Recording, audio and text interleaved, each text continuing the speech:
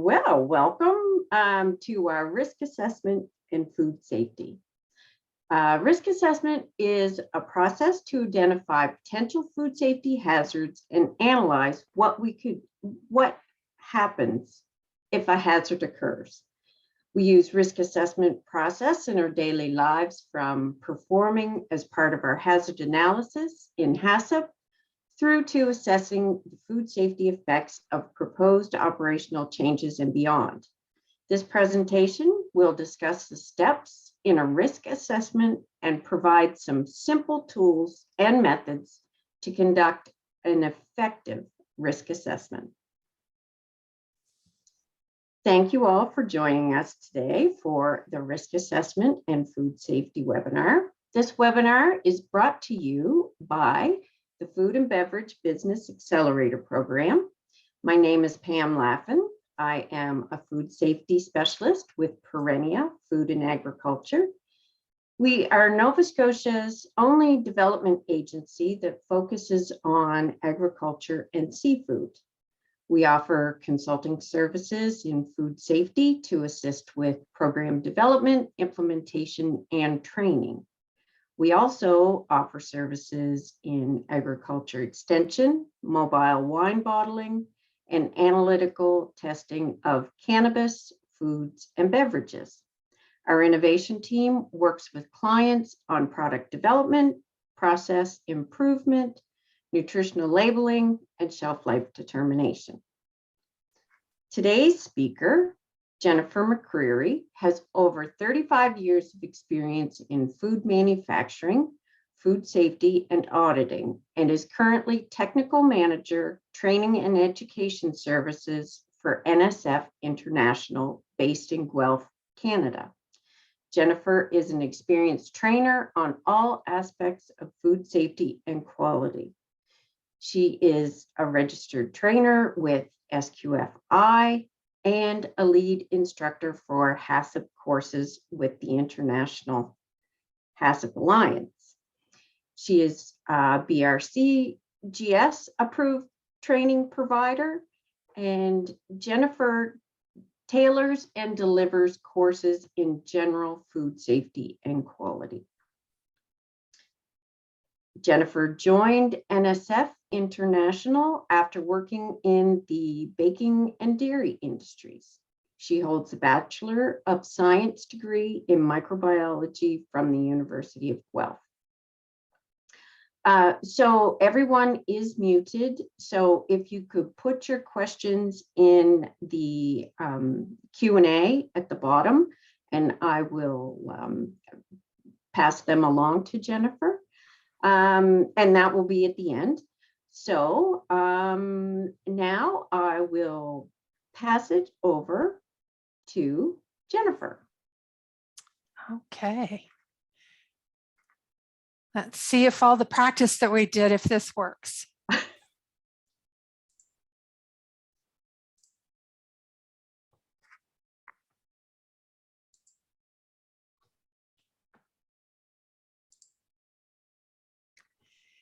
just need to change slides here to change.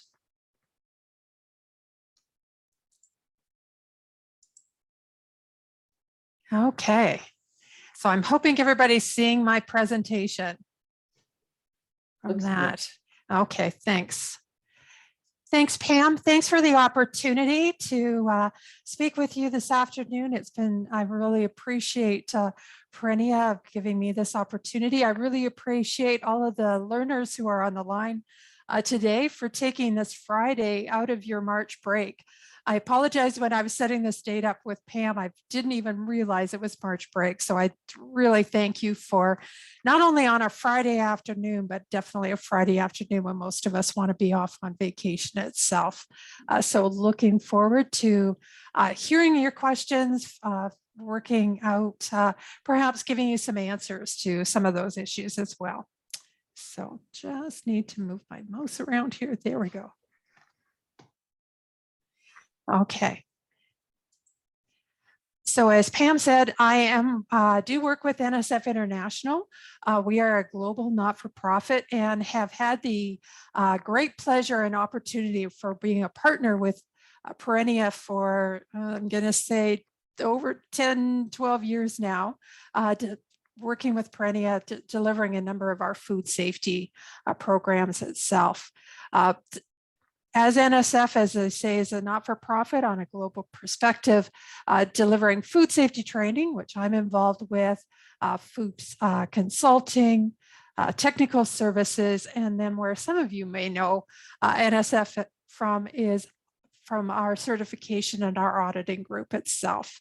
So really looking forward to being with you today and talking more about what risk assessment is. And as you can see, it's one of the means that we have of determining the potential for a food safety or a quality event.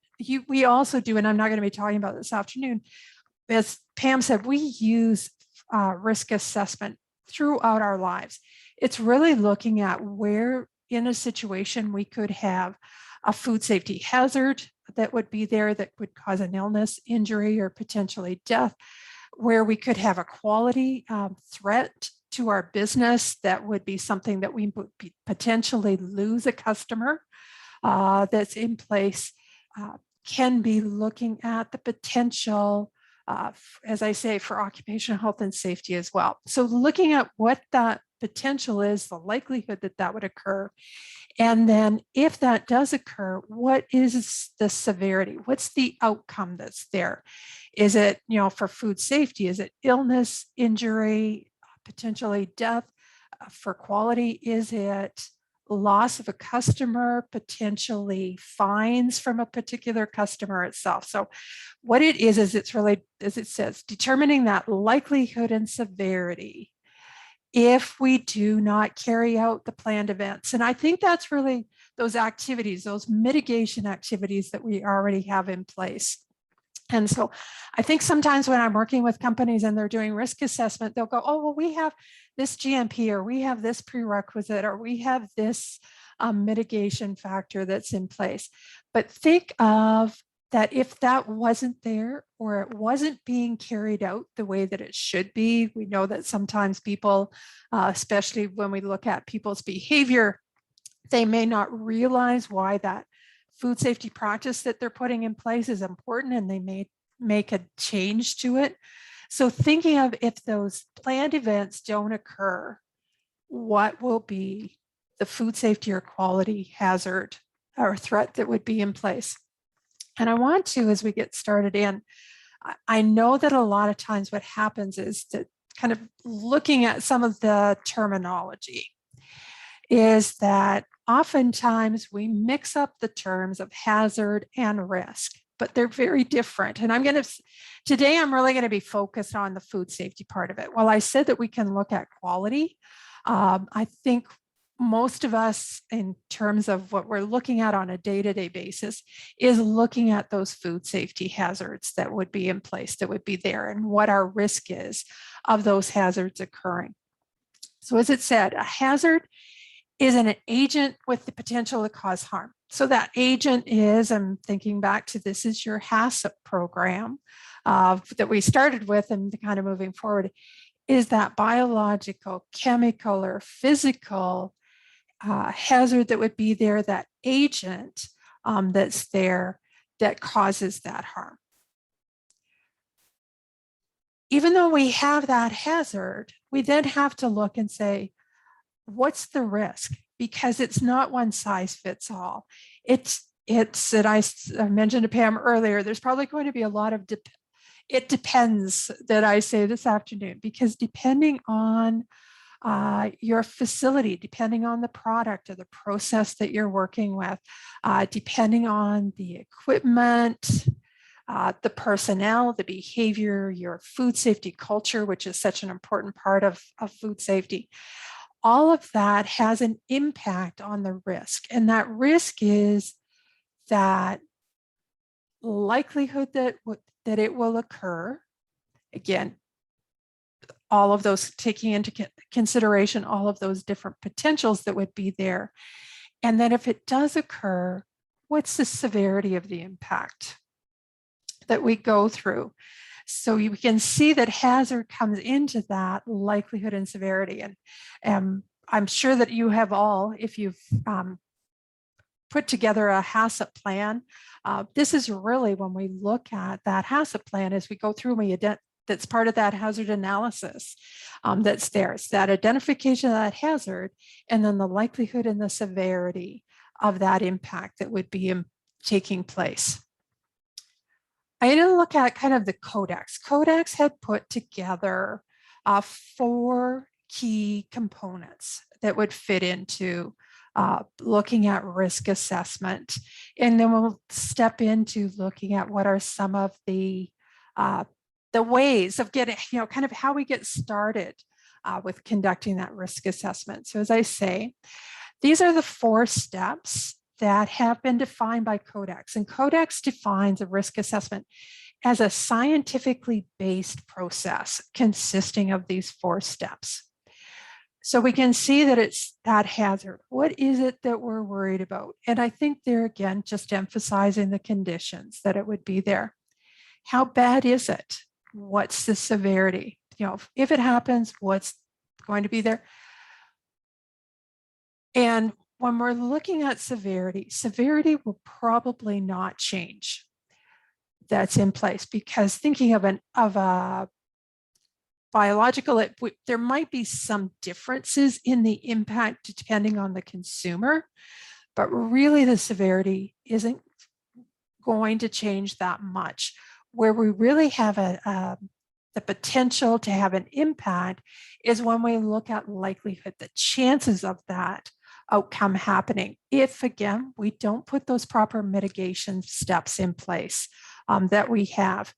And then the risk characterization based on all of that information that we have, looking at the hazards, the likelihood, the severity that's in place that we go through that's there. So I want to kind of look at some of the steps that we're going to go through this. And I think sometimes when we hear the term risk assessment, we think, oh, that sounds, especially when we hear Codex saying it's scientifically based, but it's really not. Well, it's scientifically based, but it's pulling the information together. It's thinking it through. And I'm going to say, keeping it simple to go through and to have that in place that's there. So let's talk about how we get started. So thinking in terms of a risk assessment, one of the first things that we have to do is really look at what is it that we want to consider in this risk assessment. In HACCP, we're looking at our full process, all of the steps in that process, and identifying what the hazards are that would occur in that at each of those steps. And then thinking in terms of the likelihood and the severity that would happen that's there.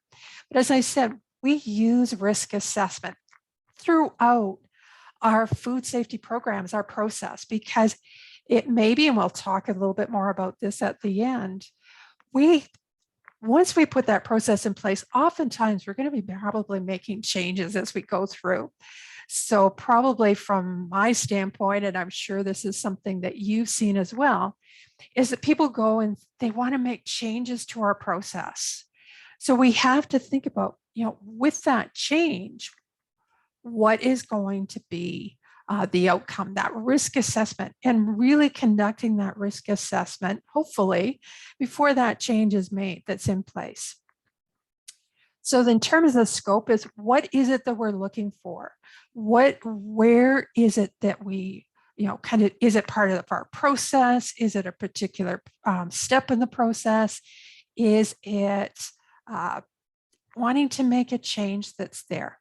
And then looking at there is that, what are the conditions that contribute to that potential hazard that would be in place? What's the potential for product contamination that we would have? Are we introducing, and this is where we're sort of moving beyond HACCP, where we're moving into our day-to-day. So let's say marketing comes in and they have a new product that they want to make, and it's introducing a new allergen that we may not have already in the facility. So what we have to look at, what's the potential for the product contamination? What are the things that we have in place currently to protect the product? Is that going to be sufficient? You know, we have sanitation. Well, are the sanitation practices that we have now for our facility, are they, let's say those sanitation practices are focused on microbiological contamination. Are those same sanitation practices going to be effective for our new allergen? How likely is it that we would ship the contaminated product without, you know, how easy is it going to be to detect it? Is it something that's going to be hidden that we can't see until after it happens? Or is there a really visual way of being able to look at it? Is it going to make a significant change to the product that's there? So we're going to know that's what's in place. What are the chances that that food safety is going to be compromised? So thinking of, are we relying on people's behavior? And so again, if we happen to have a poor food safety culture, maybe that behavior is going to, that they don't really understand what their role is, and that could compromise our food safety. And so, and then looking as well as those hazards and those conditions, is it likely that it's going to happen accidentally? Or is it something that could be intentional that's in place? So looking at food fraud. So really what we're looking at here is really establishing the conditions, those hazards and those conditions that would be in place that we would look at. And I'm going to say, when we think in terms of those conditions, be specific. So think about, where are the situations where we would have those physical hazards that would occur? So thinking of glass breakage that would be there, or stones, or foreign material, not foreign material, but specifically wood. And so this is one thing that when you're looking at it, is not just being general saying, okay, pathogens that would be there, but what is the pathogen that's there? In terms of a chemical hazard, what is the chemical? Is it an allergen, or is it a sanitation material, or a maintenance material? Being specific, and being specific in under which conditions that hazard will occur. So thinking not only under the conditions that we have now, but if we make changes, and this is where I'm saying is that a lot of times of going through is that if we make those changes, what could happen with the hazards that we have currently, or could we potentially introduce new hazards that we may not have had already? So not only being specific in terms of the hazard, but specific in terms of the conditions that they would occur under. And then thinking of being specific, and I'm just going to move this forward here, is that identification of that hazard. I know that sometimes people will say, well, it'll be the growth of pathogens. We have to be specific in terms of what type of pathogen or pathogens that we're concerned about. Because as you can see there, I've circled a couple of them. And I've had people say this to me before when they were putting their food safety programs and kind of were making changes that were in place, is that they thought, well, the product's safe. We've got it down to a pH, it's pH 4.6 or above. Well, as you can see, that pH of 4.6 is only for Clostridium botulinum. That was for that low acid canned foods, that 4.6 came in. Whereas as you see, if you go down in the list that's there, let me just pick up my pen here. With salmonella can grow down to a pH of 3.7. So if we've said from our risk assessment, if we've just used pathogens and we're thinking it's 4.6, then we may be permitting the growth of salmonella that would be in there. It's the same thing in terms of temperature. There's a big, I think, as Pam said, been in the industry 35, well, actually almost a little over 40 years now. I mean, when I started, we had two temperatures that we were looking at. We had refrigeration temperatures that as long as things were less than 4 degrees, they didn't grow. and or minus 18 degrees, those freezer temperatures that were in place. Well, as we see, Listeria monocytogenes has made a change for us. Is that 4 degrees and below is no longer sufficient when we're doing a risk assessment. We have to look at what are the conditions and what it being specific about the type of microorganism that we have. So we have to be that detailed because we have to know, is it a particular allergen that's there? Is it a particular pathogenic microorganism that's there? If we don't do this, we may make some assumptions in our risk assessment that actually creates a food safety issue that would be there. Okay, so we've identified our hazard. We've looked at where it is in our process, the scope that's there. We've looked at identifying that specifics in the hazard. Now we have to look and think of the severity. As I said, usually severity is going to probably stay similar. We may have differences in terms of particular parts of the populations. So for example, a person who's allergic will have more of an issue if we have a non-declared allergen in the product versus somebody like myself that can eat basically anything that's out there. So when we look at the severity, is we have to look and say, okay, what if that contaminated food was ingested? So where we have to look at this is to say, how easy is it to detect that contamination that's food? Have we, who is the market for our product? Are we making a product that is aimed at school kids because of the allergen-free issues with the school? If we have that, how are we looking specifically at that allergen that's there? Small children, is this a product that is going into hospitals? So when we're looking at that getting started, where do we have any vulnerable groups? Is our product specific to one of those groups that's there? Is it likely to cause harm? So again, that's going back to when I talked about some of those specifics, that looking at those conditions that would be there, is that there may be some materials that we have that don't cause any harm. They're inert when they go through. But is it something that's going to cause harm? Looking at that, is it death?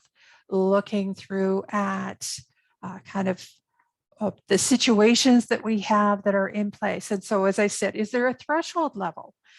Is our product below that threshold level, where it's not going to cause harm? And then also looking at severity, is our product susceptible to intentional misuse? I agree that almost anything could potentially be misused, but think of, is there something that, yes, we may have food safety practices as long as the product is being used the way that it's supposed to be. But we know now, and one of the ones that we often use with this one goes back to the cookie dough situation. This is a number of years ago now, but there was cookie dough, and there were a number of people who had they had had a foodborne outbreak because of salmonella in the flour that was there. And one of the reasons is with that one is because the company who was making the cookie dough, it was anticipated, it was seen that those cookies were supposed to be baked. Well, we know that, and I'm not going to ask for any hands up here to go through, but we know that there are a lot of people who consume cookie dough raw. And so that severity, that, well, the company themselves thought, oh, it's not going to be severe because there's no potential for it. It's baked out in terms of the product. You saw that looking at earlier in terms of salmonella, is that with being raw, it was very susceptible to causing foodborne illness in terms of people. Now, one of the things when we look at that severity is it comes down to kind of definitions. And so these are some of the ones, that severity of the consequences. Is it so that subclinical, kind of people probably wouldn't even really notice. We may call that low. It may be a temporary disability, that 24-hour flu that people have that's there maybe made them, versus E. coli 0157H7, that permanent disability or death that's high. And I'm going to talk a bit more about this a little bit later. But when we are going through and we are conducting risk assessment, it's really important that for you, or if you're part of a team that's conducting this risk assessment, is that you have defined what that severity is of those consequences. It's usually fairly easy to identify the hazards that would be there in the conditions. But I find that one of the things that really happens is that this severity, people, it's like, well, what's low? What's low to one person, maybe medium to another person, maybe high to someone else. And so it's not a one size fits all. Before you start into your risk assessment, is really looking at how you are going to define that severity consequences that's there. And I've got some examples later. But just know, I think that this is one of the areas where a lot of people, that low, medium, and high, certain people, if anybody gets sick, that means it's high. But for other people, because of thinking of that for themselves, that they never get sick from it, thinking of an allergen that would be there if somebody doesn't have a food allergy, they may see it as being low. So it's really important that when you're working with your team and you're starting into this, is that you've defined what those things mean to you, to your group, to your facility, to your management team that's in place, so that there's that consistency of what it would be. Yours might be different from another company, but you have to make sure that everybody who's working on risk assessment within your facility is defining them the same way. And then likelihood. This is the likely intake, the exposure that somebody would have, the potential for them to take that in, that biological, chemical, or physical agent that we have. And so when we look at some of these in terms of likelihood, it is how likely is it to occur? Go through, thinking about within your facility. And this is why I say, like with the severity, it's probably similar, but with likelihood, it's, is it something that's going to happen on a daily basis? Is it something that's going to happen on a weekly, a monthly, an annual basis? Is it something that's happened to us? Is it something that's happened to our competitors, to other people in the industry that's there? Have we had recalls? Have there been recalls that have happened because of this that's there? How easy is it to detect? And I'm not going to really go into it today and show it today, but some of the companies that I work with, when they look at likelihood, they not only just look at how likely it is to occur, but they put a separate qualification in for detectability. And I'll give you an example of where this comes in. And worked with a company, a bottling company, and they had 2 places where their bottles had a water wash. There was a spray of water that would go on that product. One of them was at the beginning just to kind of rinse anything off that was on the bottle itself, even though it had been cleaned, it was there. That water spray was on all the time. The second water spray only came on if there was contamination, and it came on to rinse that contamination away. When they looked at likelihood, the likelihood of missing something on the first one that was on all the time was low, because if it wasn't running, the operator was going to see it. Whereas the second one that only came on when there was an accident or when there was breakage that was there, if somebody had accidentally turned off the water, if they had done something else that was there, they might not see it. So that's where that one of how easy is it to be able to see that it has occurred, that ease that's there, that ease which it could happen. Your history with the facility to go through, your history of the supplier, and then as it says, kind of that exposure. Is there potential from exposure from other sources that would be in place? So thinking in terms of cross-contamination, cross-contact, that would be there. So when we think in terms of that, so now we've identified the hazard, we've identified the conditions, we've looked at the severity and this likelihood that would be there, all of those things that are in place. Not only are in place, but what if they weren't working the way that we had intended them to be? So that's where our risk characterization comes in, sort of that output that's there. So this risk characterization is saying, okay, based on what we've seen through the occurrence and the severity, what are the decisions that we have? Is this a high risk? Is this a low risk? Is this a medium risk? And as it says, sometimes we don't have all of the information that we need, especially if we were working with a new supplier or a new product that we would have. We may not have everything that's there. There may be some uncertainties. And it's really important. I'm going to talk about documentation in just a minute. It's really important that we're documenting those uncertainties. If it's a new supplier or a new ingredient that we're working with, that we have a new process, is that we have documented and then say what our uncertainties are. Because if we have a lot of uncertainty, we may say that risk is, we may assess that risk as being higher than what it is, just as in an abundance of precautions that would be there, because it's going to be looking at how often we're going to monitor it, verify it in place. So this is an example of a risk characterization matrix that I'm sure a number of you have seen.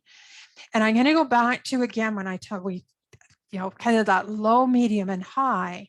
I think people look at this and they say, oh, I'm going to use this one. It's really simple, until we start to get into it. Because again, if we haven't defined what we mean by low, medium, and high for severity, or low, medium, and high for occurrence, and we haven't been very clear for individuals so that people are assessing them differently, that's where our risk assessment is at risk. So when we look at that, we have to make sure that we've identified those, and could be very different for each facility. Another one of kind of risk characterization are some decision trees. And I've used one that I'm sure probably most, if not all of you are familiar with, is the Fsep decision tree, the one in the upper left-hand side. And that question 2 is rate that risk assessment. Looking at that likelihood, there's that likelihood, and that acceptable level is the severity that's in place. In other cases, we have some that look at just kind of questions that would be there. So there's a variety of different means of looking at risk assessments that we have. Some of them are a little bit easier than others. Some of them are very specific to kind of that one on the bottom left, is really looking at low risk, high care, high risk areas. For those of you who are familiar with BRC, that was one of the things that they looked at in terms of kind of making some of those assessments as to whether a product or a process was high risk. Another one that's kind of a bit of a combination of these, and I'm just going to go through, is that looking at severity. So it's more of a risk priority number that we would have. And so these are some definitions. So this is a great way of looking at some of these definitions that look at what would happen if the control fails. Because remember I said, we're doing that risk assessment in thinking of in the absence of all those control measures, because it's going to tell you, give you an indication of how important those control measures are. So you can see there in terms of severity. Now, this particular one, we've done low, medium, and high. This particular one is basically a 6 by 5. So you can look and see, picking up my pen here again.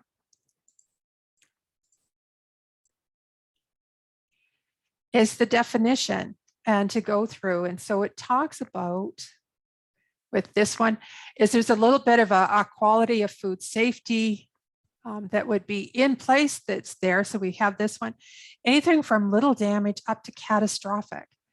So these definitions may not fit your operation, but what it is that it's one of those things that it's kind of a starting point for you. Frequency, again, almost impossible. And when it talks about that multiplier that's over here, it's going to probably make a bit more sense when I get to this page, but just thinking in terms of those definitions.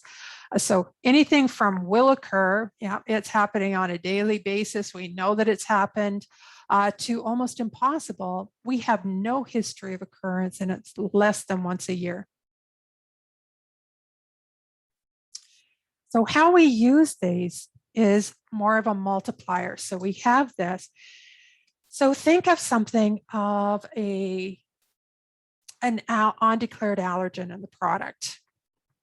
In that case, we're looking at that kind of that death and catastrophic that would be here is a 6. Well, if we know that it has happened, it's happened to us before, it's going through and looking that it's there, that it's happened in the industry, it's there. Maybe we don't have the best sanitation practices, maybe we don't have a good food safety culture. And so we know that it's likely. So what it is we're multiplying that 4 by that 6 and we come up with a 24. And so that's that risk kind of going through, is that with this one, then there's a table that says, okay, we see that 17. What that would be is where that potential would be for that cross-contamination, or perhaps what it is, it was the labeling of a product, is that labeling, because it's 24, we require special measures. It may be a CCP for us. So it's another way, it's another tool for us to look at that risk priority number that's in place. So how do we document it? What do we need to document when we're putting these that's there? So it's looking at all of those things, the product details, what is the situation, what's the hazard that we have, what's going to contribute to it, where are our sources of information that is in place, what is our unknowns that we have, what are our controls that we have in place. And so I want to work on one with you, and just bear with me here.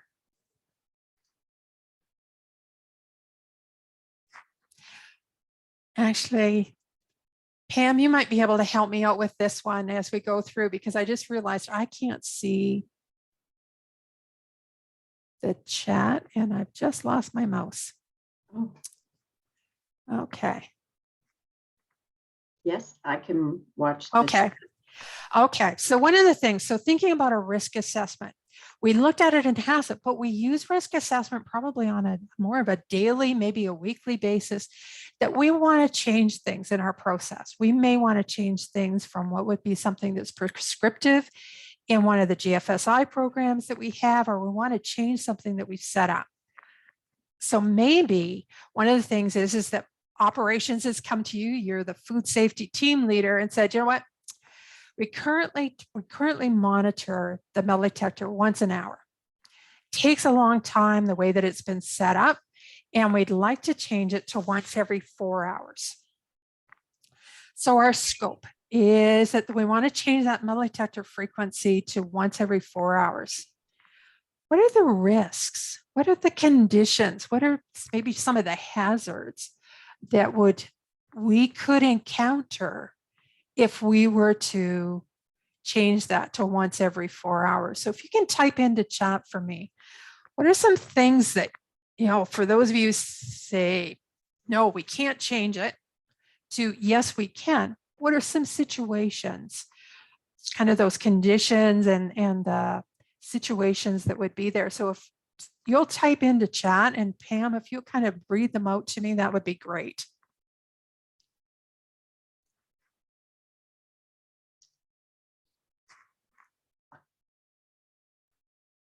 I don't think we have any as of yet. Okay. Well, what is? I see something. Yes. Okay. Yes. Frequency of quality check. Okay. So is that a positive? Is that a negative? Is that?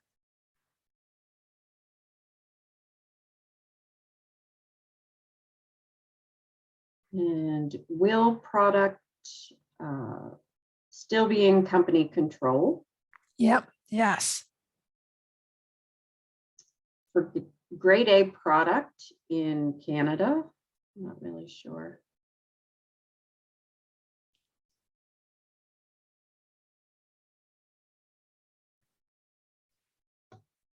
What might be some things that you would want to look at, that you would want to keep it to 1 hour?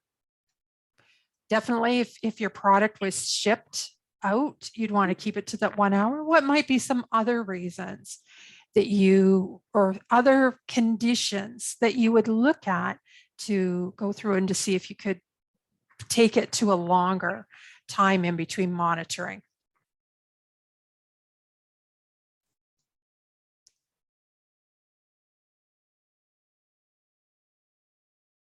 History of occurrence. Exactly. Yeah. Maybe the amount of product that would have to be placed on hold. Yeah. So looking at the risk to the company that would be there. Yeah. How much product is going to be? It's going to be significantly different if you're making 10,000, I'm going to use my old bakery example, 10,000 loaves an hour versus you're putting one skid, you're putting 10 skids of product through, or are you putting one skid of product through in that period of time? So what is your, going through?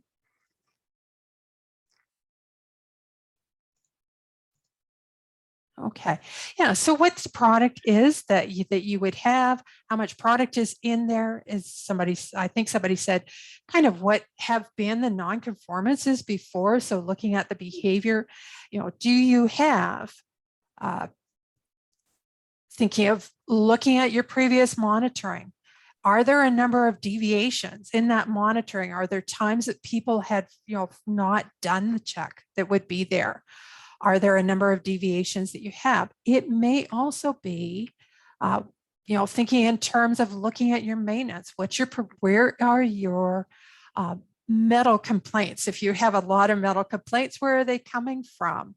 Looking at maintenance that would be there, looking at those situations. So thinking in terms of the results from your internal audits, thinking in terms of your monitoring checks that you had, looking at the deviations that you had, looking at customer complaints. Are we having customer complaints, even though we're already checking it once per hour that's in place that's there? So it's not just looking, but then documenting, going through and saying, okay, I looked at the metal detector, and I'm going to give two scenarios. One is that I looked at the last year's worth of metal detector records. They were all completed, the QA checks, the QA verification, the maintenance that would be there. All of those checks are in good practice that would be there. The product, yes, it's still in our control. So even if we went to 4 hours, it's still in our control that would be there. We have a good food safety culture. We have a good organizational culture. People who are doing these checks understand they're taking those. In that case, even though we are taking it up, our likelihood of having a failure is still perhaps possible or even unlikely that would be there.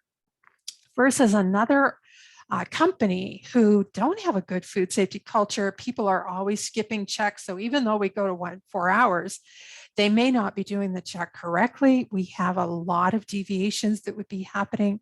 Perhaps we've got some poor preventative maintenance practices that we go through and to look at. So maybe in terms of that one, and I'm just going to go on to the next slide here.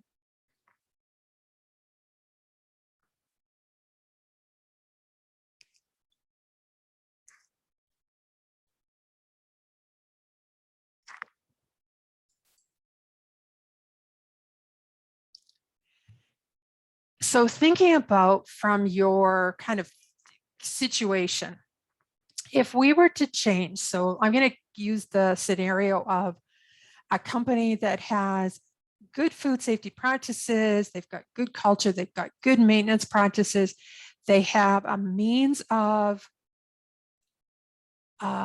early notification if there's a food safety, if there's an issue with a piece of equipment that would be there, so that the likelihood of that would be in place, and I'm sorry, is maybe in that case, it's unlikely, so that even though perhaps the outcome, the severity could be moderate if there was metal in the product, with this one, because it's going in, sorry, it's here, we would have a low risk with that one because it was unlikely. With our second company, that they don't have good food safety practices, they don't have good food safety behaviors, perhaps preventative maintenance is a bit hit and miss. In that case, we may be more likely to have that in place, that severity being the same. We have a high risk. So that high risk that's in place, that's there with the second company.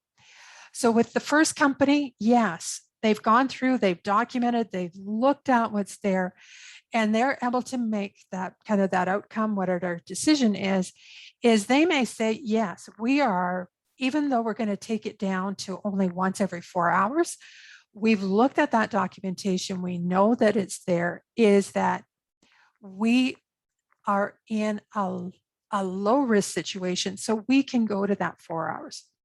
The second company, that likely that's there, they're in a high risk, they may have to stay with that once an hour that's there, or it may be a combination in between the two, is the company who says, you know what, we're in a pretty good situation, we've got good preventative maintenance that's there, we're going to stay with a medium risk, and maybe they're going to reduce it to once every 2 hours. There's still a time savings, but we're not going to that all out 4 hours. It may also be looking at how much of that product that we still have in our control that's there.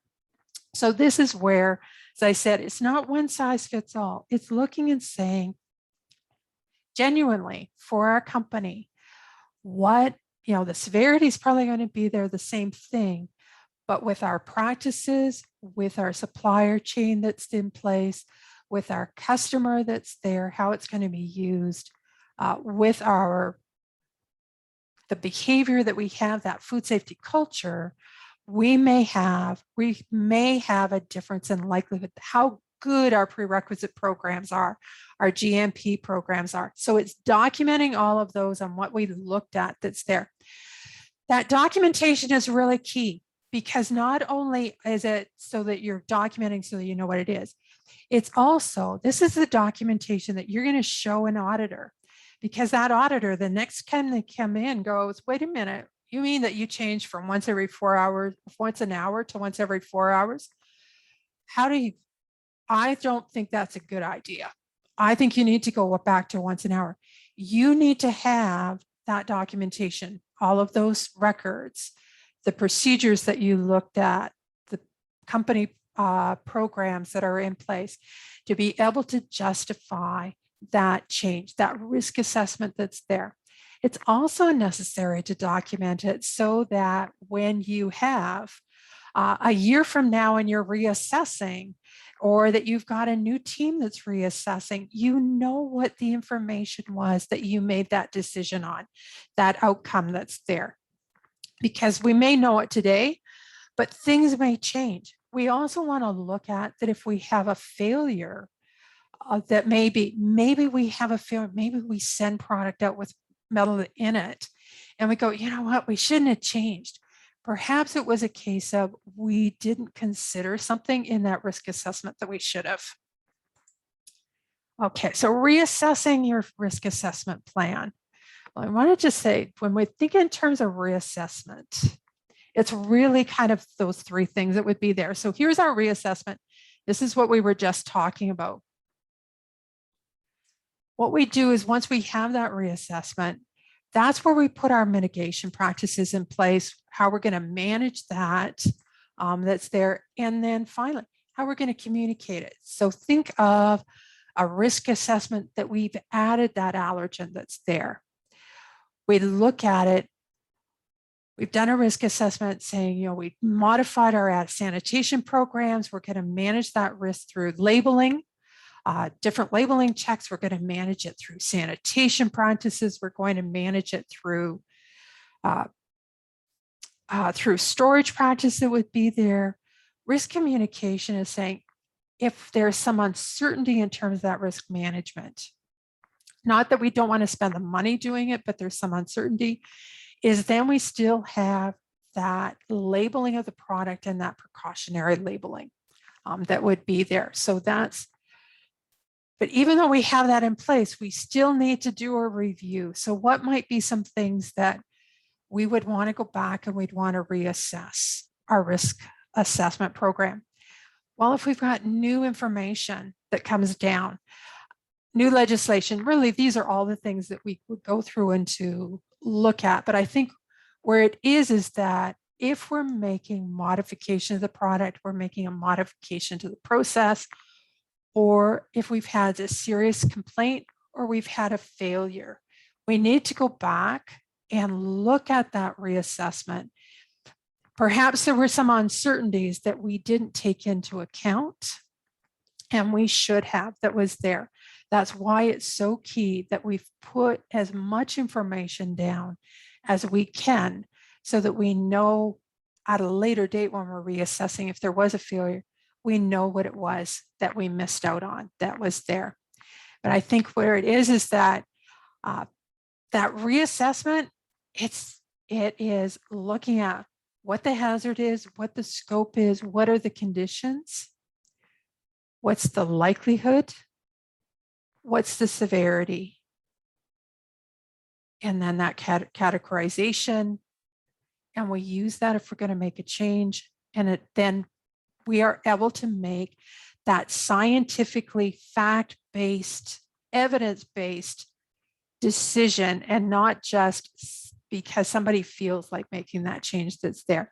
And so we know that we are still managing our food safety and managing and controlling our food safety program. So I don't see any Q&A. I don't know whether there were any questions or what that came in that was there. So I'm going to turn it over to you, Pam.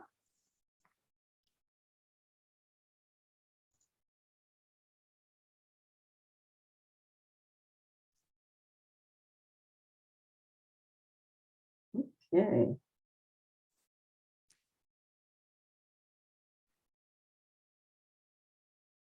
Couple of comments. We review our risk assessment on a regular basis, and we review them annually like any other document. Yes.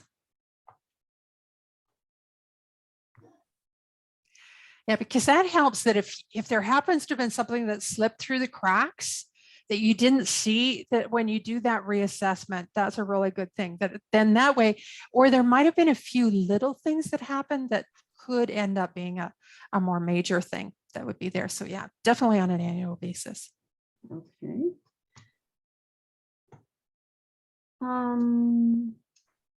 Yes, they are also covered in controlled document procedure, or maybe it's not even valid anymore.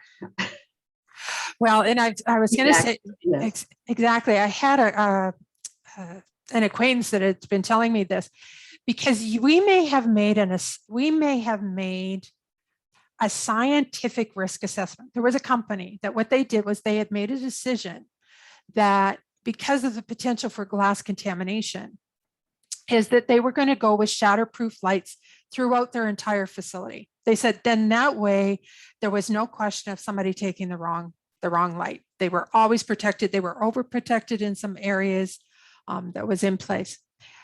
Over time, the maintenance person and the purchasing personnel changed, and they looked and said, why are we spending so much money on these shatterproof lights? They understood that they were needed in certain areas, but they said, you know what, there's other areas where they're not needed, in the storage area. So what they did was they started to buy shatterproof and non-shatterproof lights, but they hadn't communicated to anyone else they'd done this. Well, as it's Murphy's Law, as we know in the food industry, is that what can go wrong will go wrong. Is one of the first lights that had to be replaced, the maintenance person had assumed, because this was what had been set up, is that all the lights were shatterproof. He replaced a light in a very susceptible area with a non-shatterproof light, and they ended up with glass contamination in their product because the light got broken. So that's why that risk assessment, why you need to go back and reassess, because have there been changes made? We based those risk assessment decisions on the information that we had at the time. Has there been changes that we were not made aware of that now have changed the risk profile? Okay, I have a couple more questions. Okay. Jennifer, can you confirm the SQF requires submitting your risk assessment prior to certification audit? And if so, what is the benefit? Okay, one of the things that would be there is that risk assessment. That's usually where the risk assessment with SQF is usually done, is more that you're looking for an exemption from one of the requirements that's been put in under SQF. So thinking of that you were required to have a metal detector, and you have perhaps an X-ray that's in place, or you have, maybe you're a dairy or a fluid processor, and you have filters within your facility, so that even if there was metal contamination in your product, it's, the size, the mesh size on those filters has removed it. And so giving that, that's why you have to do that risk assessment and provide it, not necessarily to SQF, to your certification body ahead of time, because that's an exemption that you're looking for, and it is your certification body who accepts or rejects that exemption. And so they want to know, if you're looking for that exemption, what have you based that information on, that evidence that's there? Okay. What are the top 1 or 2 actions where we can improve or strengthen our risk assessment or risk analysis? Oh my goodness. I think one of the things is that making sure that you are really looking at information. You are going through that you're looking at history. You are not, so often we just go, oh yeah, no, it's not a problem. In looking at those low, medium, and highs, but really looking at what is happening in your facility. So looking at not only, again, saying, oh, well, we've got monitoring. But has somebody looked at the deviations? Has somebody looked at the number of holds that have happened because things have gone wrong? And if you're having deviations, if you're having holds, if you're having waste, that means that there's an issue, there's a weakness someplace in that mitigation that you have in place. And so if you just look and say, yep, we do the monitoring, it's there, the verification, you may have a weakness in your program. So I think making sure, and the other one that I think is a weakness is people don't document them. Okay. You want to have the evidence when that auditor asks and says, how did you determine this frequency? How did you determine this critical limit? How did you determine where's the, how did you determine that you were going to make a change to a time or a temperature? One more quick question. How long should you wait before you complete the effectiveness check of the control measures that you have put in place? You should be checking right away. First, making that assessment, because as you made the change, because I've seen companies will make a change, and what it is that we make a change, we make a corrective action in one area, and we cause a problem someplace else. I just say you need to reevaluate that change at a later date. Because we know within the industry, and we're back to those people and behavior, one of the most difficult things for us in the food industry is change. People don't like change. So you may have that effort at the beginning and the people go, you know what, this is a lot more work than what we used to do. And we revert back to what we were doing before. And so making sure that it's effective to begin with, that it has corrected and taken corrective act, corrected the situation, it's going to prevent it, that it has not caused another problem elsewhere. And then at a later period of time, you go back out and you confirm that that change is still in place. Okay, good. Well, we are a couple of minutes over. I apologize. So thank you so much, Jennifer. That was fabulous. And it was lovely to see you again.